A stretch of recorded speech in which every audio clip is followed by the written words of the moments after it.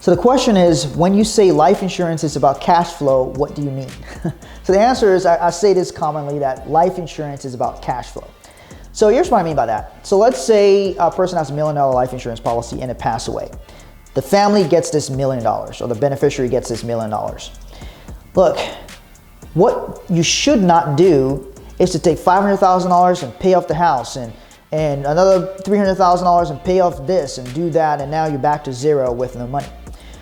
Ideally, you can pay down some debts and pay for certain things, but a smarter thing to do will be to take that $1 million or a substantial amount of it and then put it into an income producing asset, something that produces cash flow. So let's say you take $500,000, $750,000, or whatever it is, whatever, depending on what your needs are, and then you put that into real estate that cash flows, or you can put in other financial vehicles that cash flow.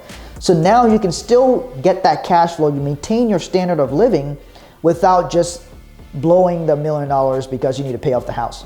If you get cash flow, you can still continue to pay the mortgage on the house, still continue to make your living expenses, all of these different things, and still have that asset that you bought. So if I have $1 million policy, take $750, so if I inherit money from $1 million policy, I take $750 and I buy real estate, that real estate will cash flow to me, and I still own the real estate. So I can still pay my living expenses off that cash flow. Plus, I can do more with that real estate that I bought. I can convert it into bigger real estate. I can sell it in the future and buy other things, buy other assets, different things like that. So that's what I mean by life insurance is about the cash flow, not just about dying.